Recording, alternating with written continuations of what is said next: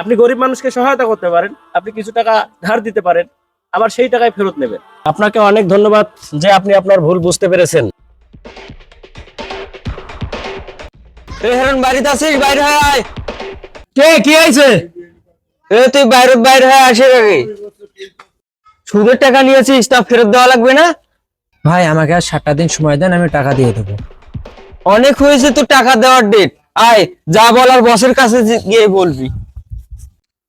আসসালামু আলাইকুম। ওয়ালাইকুম আসসালাম। কি রে, কি খবর? ভাইজান টাকা। ও হ্যাঁ, টাকা দাঁড়াইস।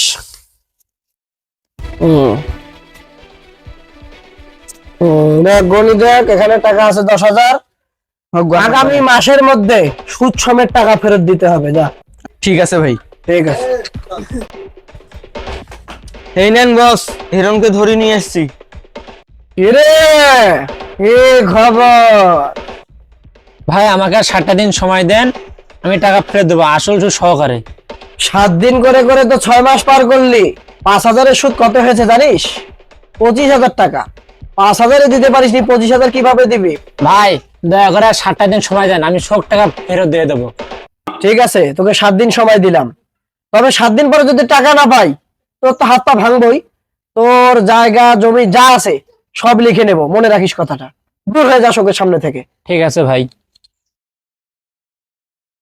এরে শহীদ, আর একটা যে 1 বছর থেকে টাকা নিয়েছে, টাকারও কোনো খোঁজ খবর নাই, কি অবস্থা ওটা?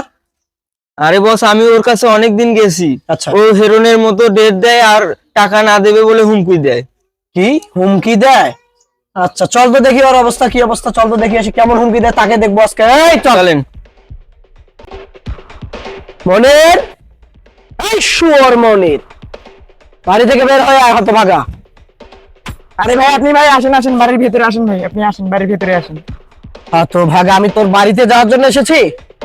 1 বছর হয় টাকা নিয়েছিস, তারপরে কোনো খোঁজ খবর নাই। তুই নাকি আমার ছেলেদেরকে হুমকি দিচ্ছিস? তোর হাত পা ভেঙে ফেলবো হতচ্ছাড়া। মানুষ চিনিস আমাকে তুই? বেয়াদব কোথাকার। 1 বছর হয়ে গেল টাকা দিসনি। এখন বল আমার টাকা কখন দিবি? আর আমার সামনে তো করিস না, দেখাও তো করিস না, সমস্যা কি তোর? ভাই আমি গরিব মানুষ, আমার কাছে এত টাকা নাই যে আমি আপনার টাকা পরিশোধ করে দেব। এই ছোট লোকের বাচ্চা, তোর কাছে এত টাকা নাই, সুদের টাকা পরিশোধ করতে পারবি না? টাকা নিয়েছিলি কি কারণে? আমার মুখ দেখতে? ভাই আমাকে আর কিছুদিন সময় দেন। সময় সময় বহুদিন দিয়েছি। এই নাকি তোদের হুমকি দেয়? হতচ্ছাড়াকে হাত পা ভেঙে দে তো।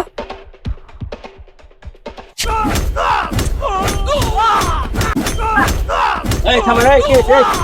এটা মারতেছেন কেন? ভাই, আপনি কোথায় যাচ্ছেন? আপনার কাজে আপনি যান। আরে ভাই যাচ্ছি তো, ঠিক আছে, এখানে কি হয়েছে আমাকে খুলে বলেন, কি সমস্যা হয়েছে? ওর কাছ থেকে সুদের টাকা পাই, তাই ওকে মারা হচ্ছে। সমস্যা কি আপনার? ঠিক আছে, আমি শুনতেছি। তো বলেন কি হয়েছে? ওর কাছ থেকে সুদের টাকা পাই আমি 1 বছরে, টাকা দিচ্ছে না, তাই ওকে আরং ধোলাই দেওয়া হচ্ছে। ওকে একটু শিক্ষা দিতে হবে।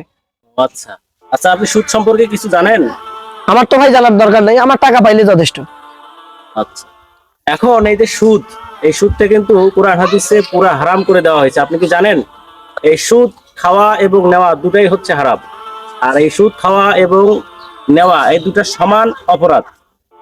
নবী করিম সাল্লাল্লাহু আলাইহি ওয়াসাল্লাম বলেছেন, যে সুদ খাবে এবং সুদ নেবে সে আমার সাথে যুদ্ধ ঘোষণা করবে। সুদের 70 প্রকার গুনাহ রয়েছে, তার মধ্যে সর্বনিম্ন হলো নিজ মায়ের সাথে ব্যভিচারে লিপ্ত হওয়া। নাউজুবিল্লাহ। আপনি কি মুসলমানের সন্তান না হিন্দুর সন্তান বলেন তো দেখি? না, অবশ্যই আমরা মুসলমানের সন্তান। তাহলে আপনি মুসলমানের সন্তান যদি হয়ে থাকেন, তাহলে আপনি এই ব্যবসা কেন করেন? আপনি গরিব মানুষকে সহায়তা করতে পারেন, আপনি কিছু টাকা ধার দিতে পারেন, আবার সেই টাকায় ফেরত নেবেন। আপনি কেন এই ব্যবসা শুরু করছেন? আর এইভাবে গরিব মানুষকে আপনি কেন অসহায়ের মতো মারতেছেন? তো সে টাকা দিচ্ছে না, কি করবো? আমাকে তো চলতে হবে। এখন এত কিছু জানার পরেও কি আপনি সুদ খাবেন, সুদ নেবেন? আচ্ছা, আপনি যে কথাগুলো বললেন, আসলে কি কোরআন হাদিসে এরকম বিষয় আছে? অবশ্যই আছে। না, এই বিষয়টা হুজুর আমার জানা ছিল না। আমি ভুল বুঝতে পারছি আমি এই বিষয়গুলো কেউ আমাকে বলেও নাই কখনো। ও কয় টাকা পায়, ওর টাকা মওকুফ করে দেন, ওর টাকা মওকুফ।